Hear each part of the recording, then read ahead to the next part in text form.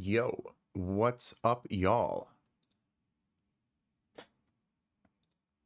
I have 4 photos in Lightroom that on for today. Yeah, we're not meeting at 3. Sorry, I've got lessons that I'm like, hope I'm not running over right now. This is a mess. Well, we're gonna do this 20 minutes in and out. I got 4 photos, sorry. This one I've already prepped as a finished product. And I've done the luxury of setting the white balance and importing these into Photoshop with noise reduction already put onto it. I use the Topaz Labs AI denoiser. I find that it gives a really great, clean palette. So if I want to add more sharpening back in Lightroom after I finished everything, that it's an awesome tool in that way, that it's like the equivalent of white balancing the noise. And then you can add grain as you want and see fit and continue to sharpen. So I've added my photos from Lightroom into Photoshop as smart objects with a set of white balance already done on them, because these come out of camera really, really red. And I had a second layer of white balancing here. I know that you can set a camera profile or a color profile in Lightroom and have it take care of this, but they don't have a color swap in Lightroom. No, not contrast. So like, I feel like I have to do this anyways. So it's like, why not just take care of it? And normally I'm a fan of keeping my colors out of pure white, but in this case, I don't think I'm going to get to recover these details. So I'll do all of them at once. Control-Shift-A.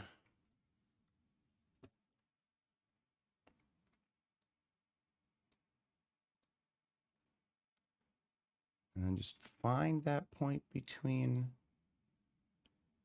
green and magenta and take enough of the orange out of the blues that you're gonna get the blues, but still keep the oranges in the oranges,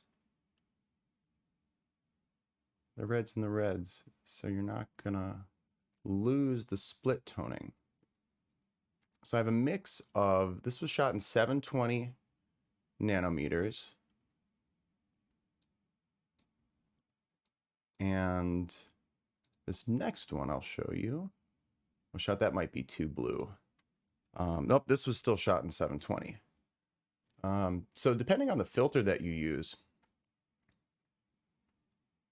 you'll get a certain number of tones. That I've heard a couple of photographers talk about using a 2-tone filter or a 3-tone filter or a 5-tone filter. And do I like that? I do. I'm not going to bump the shadows that much. Oh shit.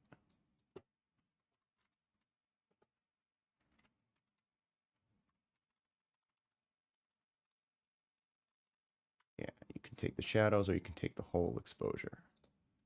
I like the whole exposure.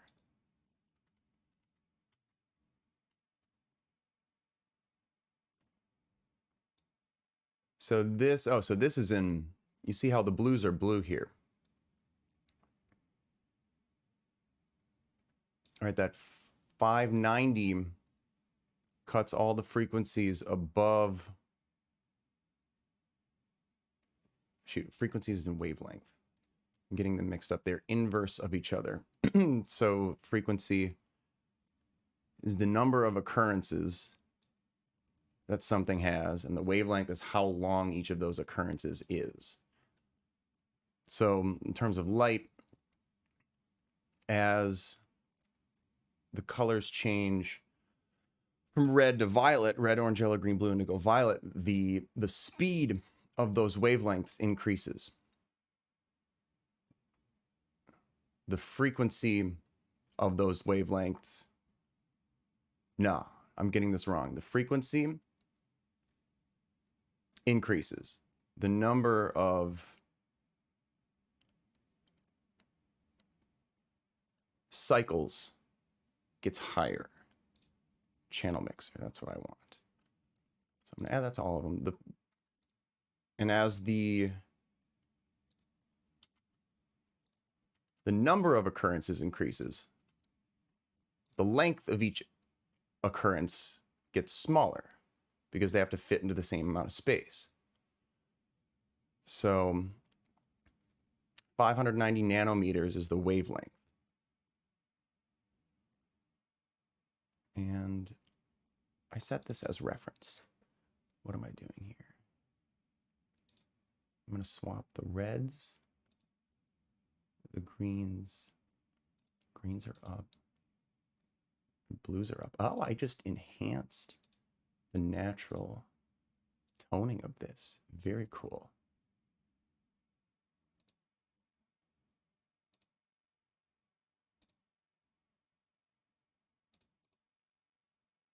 Beautiful. So I'm left here with everything above. Oh yeah, I love that. That's wonderful. That is so great. I almost don't even need to do anything else. I mean, I can match it to the colors that I had in the other one, but why gamble on anything like that? I love this. I'm gonna darken these oranges, yellows, deepen the blues a little bit. And you see we get one color, two colors. There's an infrared magenta around these that you'll see in just a little bit as you bring them out. This is like a 4-tone, 5-tone filter. Here we get a 2-tone filter. So the traditional way to do it is just to swap your red and your blue channel.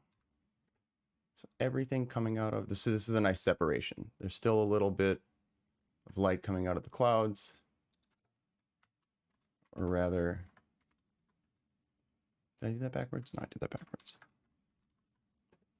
And then I go to the blue channel and I send the reds through the blue channel. And you get this nice swapping of colors. So everywhere that there was blue, you get red. And everywhere that there was red, you get blue. In a different dimension because the hues are a little bit different on each side. But I'm going to leave this here for now. I'm going to go to this one. These were shot at an apple orchard in Door County, Wisconsin. So let's swap these and see what we get.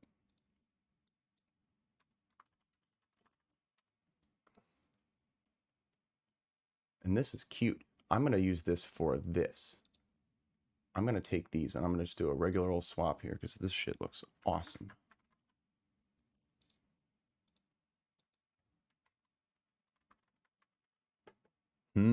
You don't look as nice as I thought you'd look. This shot's very overexposed. So let's see if we can mess with this a little bit. So as I take the reds out of the blues, we're going to get more yellows. So as I remove blue, we get yellow. And as I remove green, we get red. As I add green, we get green. And as I add red,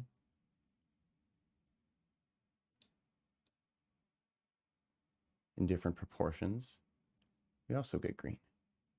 Get green and red.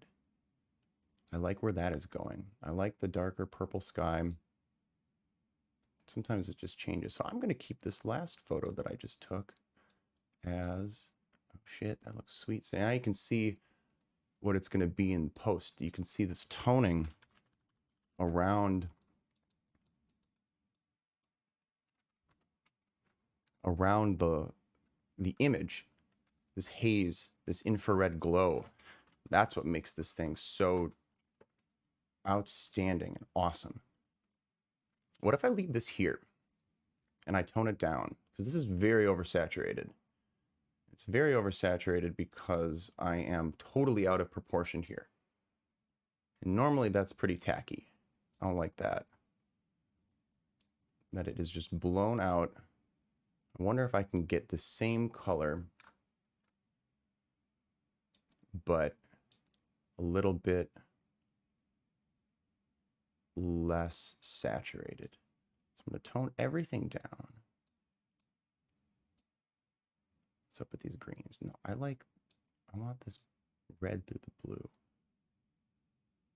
What if I put some red through the red? Yes, that's getting more towards what I want. So let's go to the blues and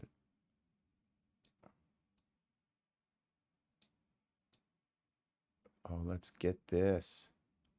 This looks damn good.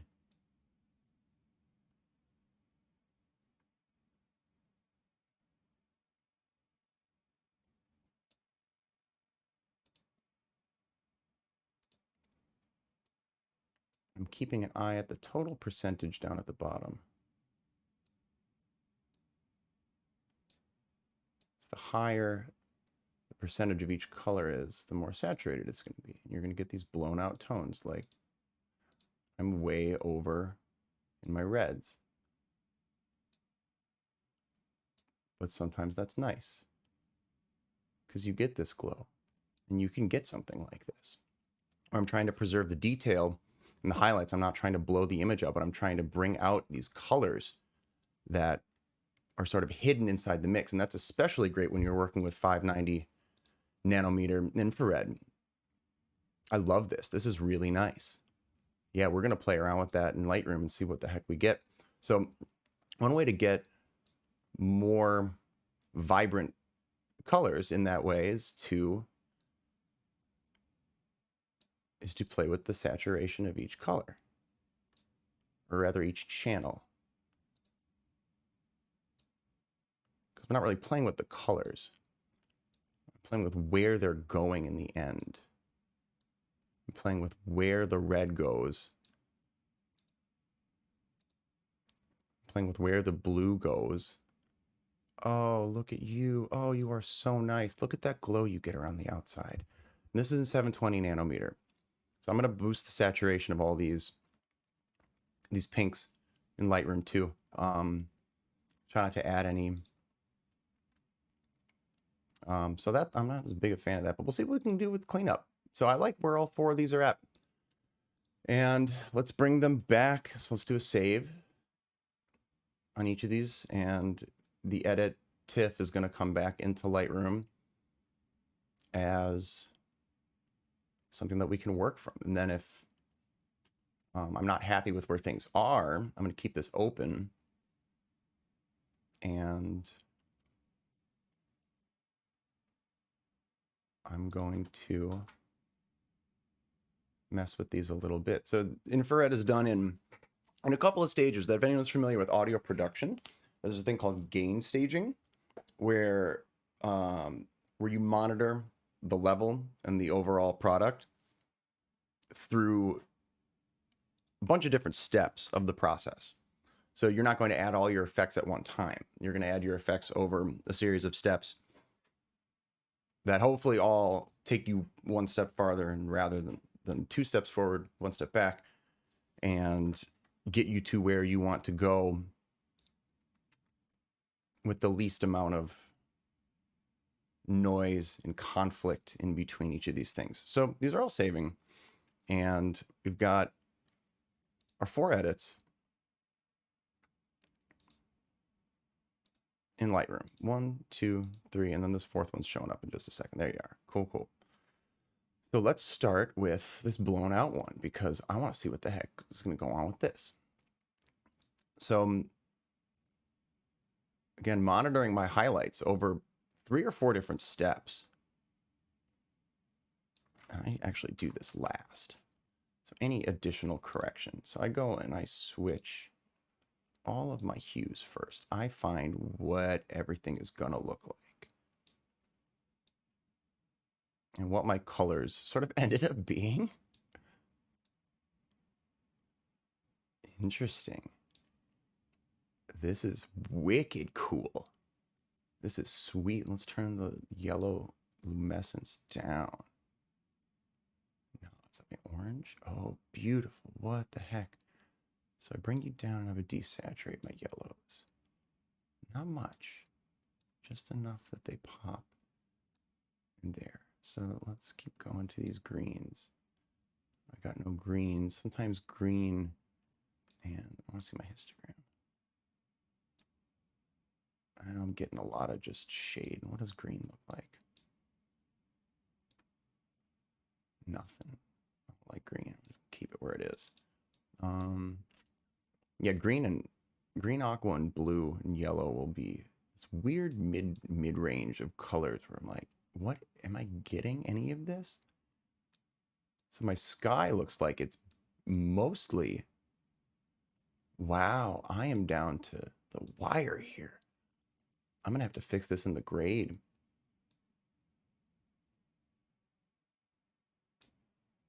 I am. This is gonna be some punk rock stuff right here. Hey, look at you.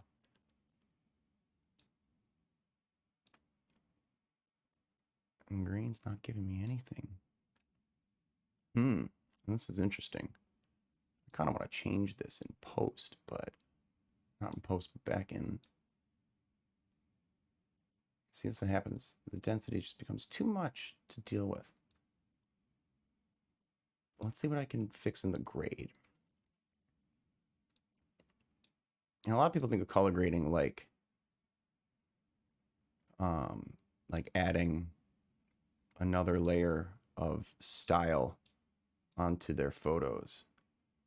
Like, what do I want my thing to look like? What do I want it to feel like? It's like, no, this is the last step in your color correction.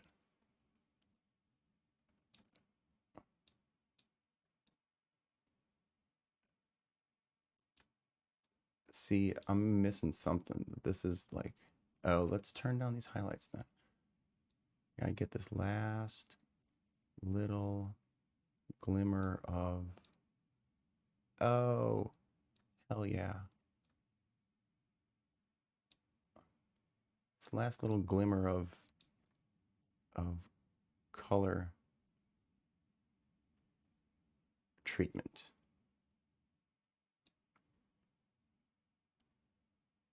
And let's turn the overall saturation down.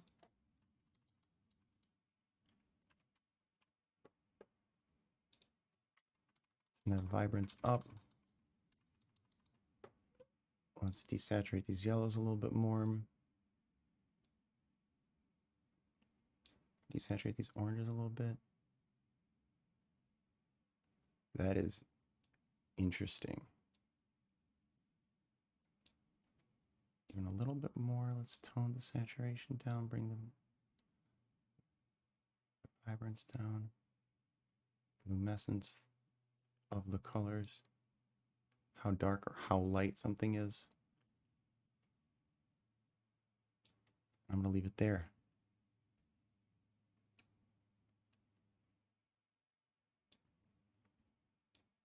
And this last bit of sharpening. Let's get way in there. And my camera shoots, this is a crop sensor camera. So I don't get too big images. But for some reason, the infrared likes a larger radius. Let's keep this detail up high. What do we look like without it?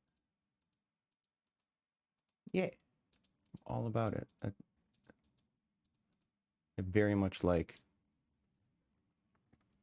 the sharpening in Lightroom. Now we're getting to the stuff that makes more sense.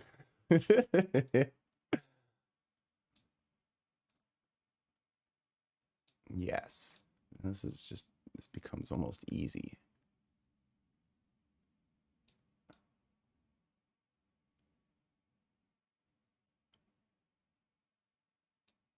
If I want to keep the whites very pure, I need to keep the whites very pure. There's not many other ways to go about it. So in this one, I've got really two tones that I'm working with. I have my blues and my reds, and there is a little bit of wiggle room in between. This yellow. What are you doing? Oh, no green here. I'm playing with this red and teal complement that I got. What does green look like if I'm fucking with you? Oh, that's cool.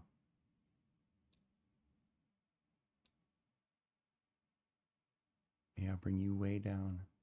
But just that little bit of extra blue in there, the yellows. Let's turn you down a bunch. And just like, how do you get your colors to be colors without them being colors? Things are felt, not heard. Let's bring this blue and let's make it lighter. Let's play with that saturation. So how to get this balance. And then we'll adjust the toning a little bit. We'll adjust the contrast in just a second. Because it's still pretty blown out. But if you remember, I still have that one layer of highlight and shadow control here. So not being afraid to bump my highlights here and give it that glow that it really needs, but also keeping it low enough that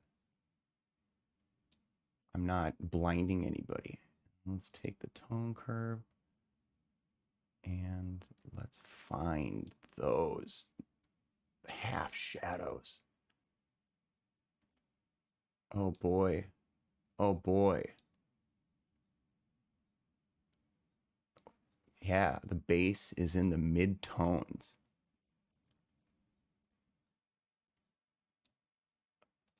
What do we got? That's nice. And then one final go. Let's grade this bad boy. This is more of like a traditional color grade where I've got it looking the way I want it. And like, let's fix all this mud in there.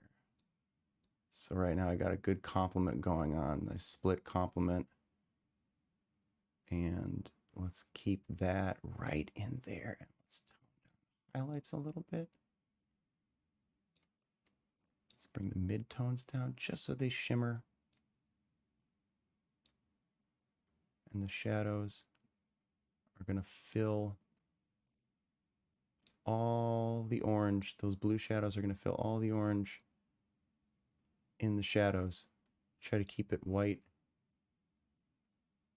Try to keep my whites white, but with this nice grade. So let's bring our shadows down a little bit. Disguise these colors. Bring our midtones up a hair. And the highlights, let's split the difference between the highlights here. I don't like how orange my midtones are. I like that cooler picture for this. It really helps bring out those reds. What if I dip you more into the red? What if we bring him into the red a little bit? I sort of like that, but I almost never like the second decisions that I make.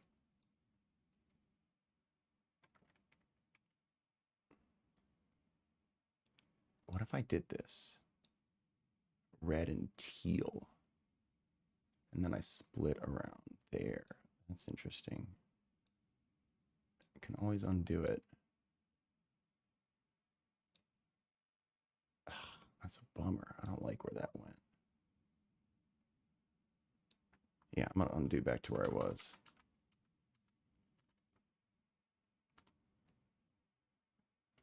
No, that shit's monstrous. That looks really nice. That's fantastic.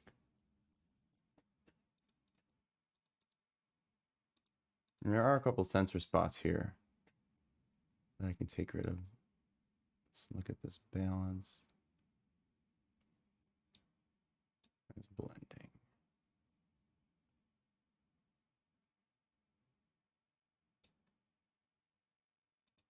Interesting. That definitely shifted it more out of the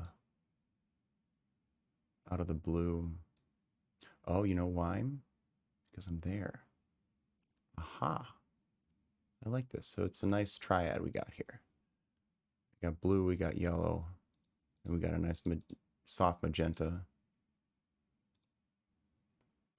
Let's tone down these highlights just a little bit. And we're there. That looks really nice. Let's sharpen this thing.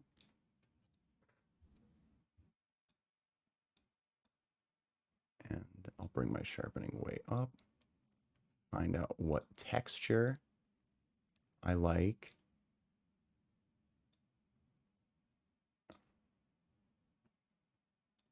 And then bring the sharpening way down.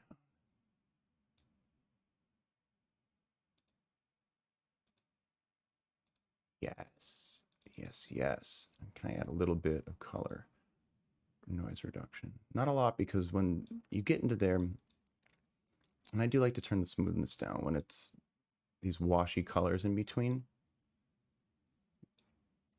because it tends to bleed the colors more than I want it to. I'll take that. That looks very nice.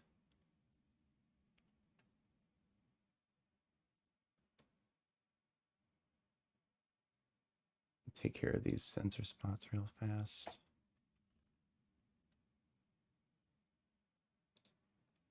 But the AI denoiser does a really great job of smoothing out these sensor streaks that you can get. Like all these little blotchy textures here. That's just the beauty of infrared. It's how people pay for that film grain look. It's the same matter of perspective. That you might not like it, but that doesn't mean that it is one way or the other.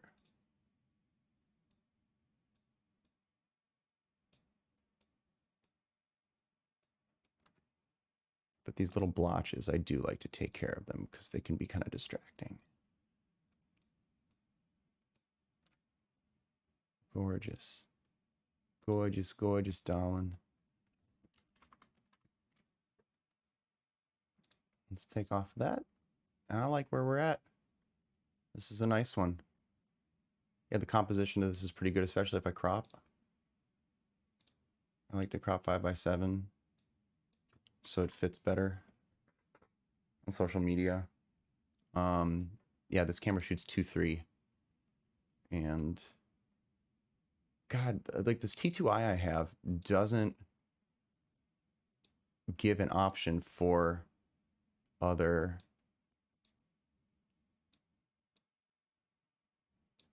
aspect ratios, and that's a big pain in the butt. Yes, so this is like an aerochrome look. This is what they sold on film.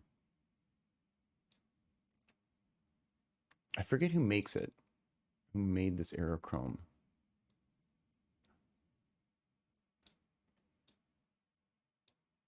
But it's like nothing like this.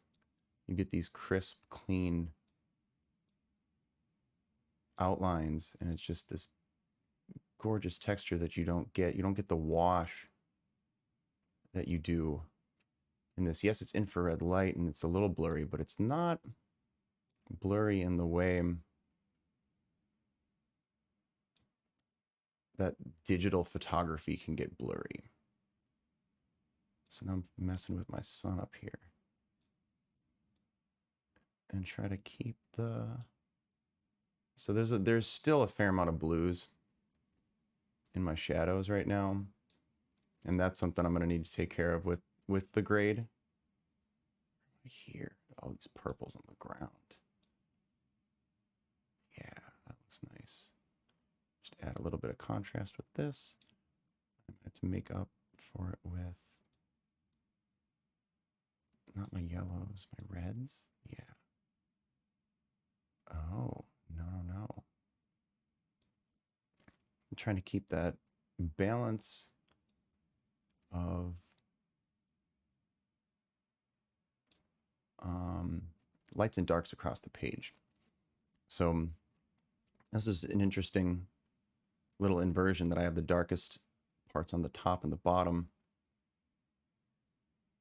and the lightest parts are in the middle. So these mid-tones, like I said, I still think I have too much blue in the shadows, but that may be a mid-tone issue. Yeah, let's put these purples in the shadows, the reds in the mid-tones, and then let's see where the highlights want to go. What pops here? Yeah, if I split it around that red-blue axis, the orange and navy,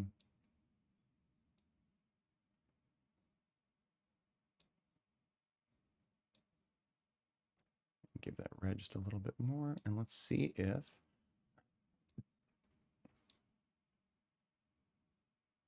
fixing these helps wash out these colors a little bit. And separation here isn't the best, but I did take care of quite a bit of the blues in the shadows. Let's do this last balance. Highlights. Can I bring these shadows down a little more? Let's bring this down. Bring the whites up.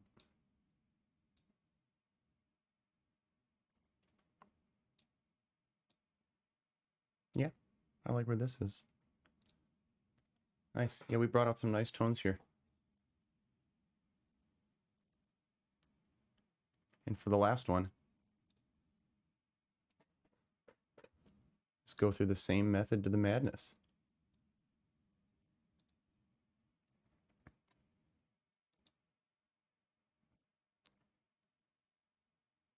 So this is adjusting. Let's bring this in a little bit more because we're not really too. So bringing it to the yellow splits. The flower tone in 2. And my oranges and reds are in the sky. And this blue is in the base of the petals. The purple's also in the base of the petals. So it's like I got a nice orange and teal look.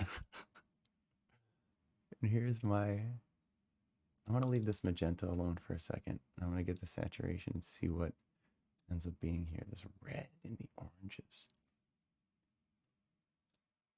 Beautiful. I'm going to touch the tips of the petals with that red. Just a little bit of saturation in there. What if I bring you up so just balance out the front and the back? Because yes, I can add some contrast to this later.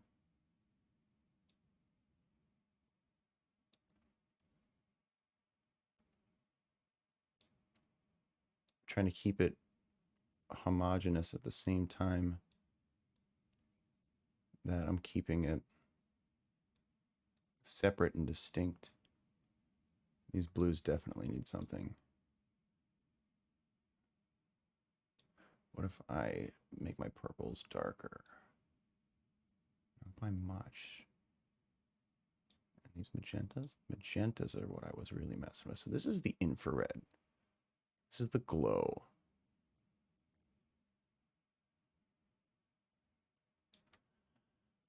Let's see what our magentas look like. I guess we keep it different, and then I can really bring out these purples in the shadows. Awesome. Now we got a great blue. We have a really nice blue we're working with. Our blue's made up of about 4 or 5 different colors. And let's take a look at this before and after. Oh my gosh, night and day. Night and day difference. Night and day difference. Look at that. Look at that building.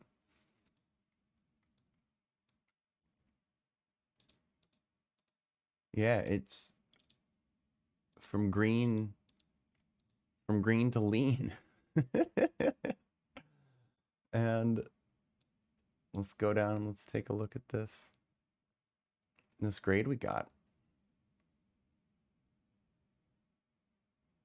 And the midtones are going to be both the sky and like the heart of the petals. So if I'm going to split the difference between blue and orange, I'm going to get magenta. It's pretty sweet. So if I want to accent both of them,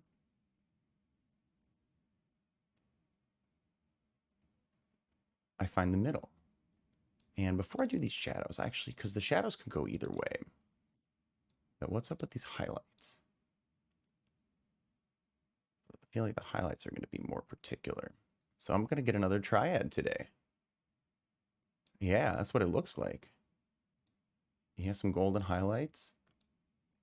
So how am I dancing around these colors right now? And then somewhere around teal is going to be what I want in the shadows. Tone it down a little bit. These highlights are way too much. Midtones are right around where they need to be. Yeah, this is a look. If I go a little bit back, I can recover some of those blues. I don't want too much purple. I really am just a big fan of getting it right the first time. And everything you do builds. So if I bump the highlights here and I pull the highlights and shadows up top. Like I said, I'm not too worried about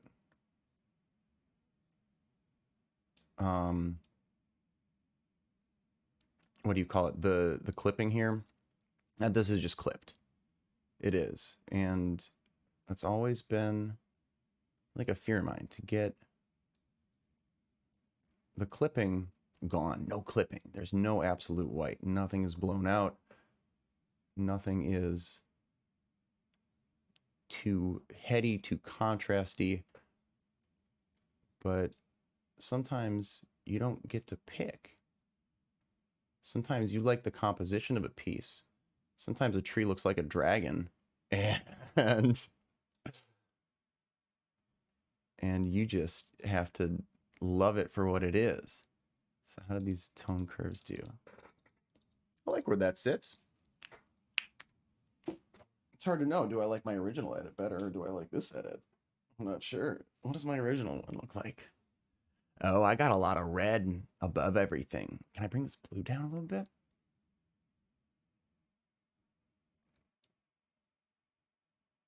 That tree is just a little light for my taste. What's these aquas about? My purples was at 30. A little bit underneath. And there's a bit of no masking.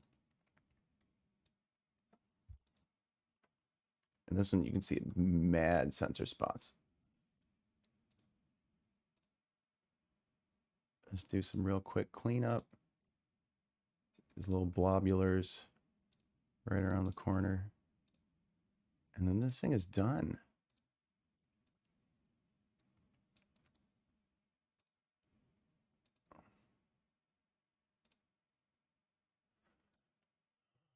Is there any more that I gotta really concern myself about? Anything in the pedals? I did the camera conversion on my own. So there's like, this is the price you pay for saving 400 bucks on your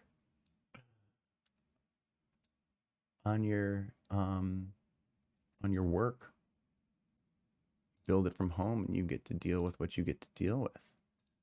Just these little sensor spots in the corner. Did I sharpen you? I wonder. No, I did not. Let's fix you and then we'll call it a day. Thank you everybody for being a part of this. Whoever showed up and whoever's interested in infrared photography. I hope to do these pretty regular. That they say that the weekly thing is really what people want, what people see. So it'd be nice to do this as regular as I can. Gives me a good chance to get some editing done. Is this too grainy? You can't even tell. It's like the devil's in the details. Yeah. Yeah. That's gorgeous. What does my original edit look like?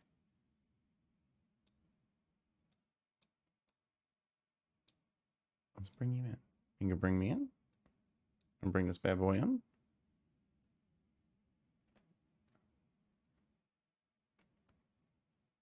You're taking a second.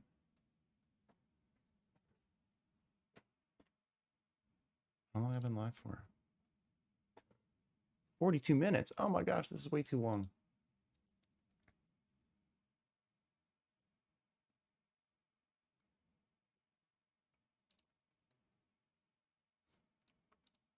Well, you know, all follow me on social media.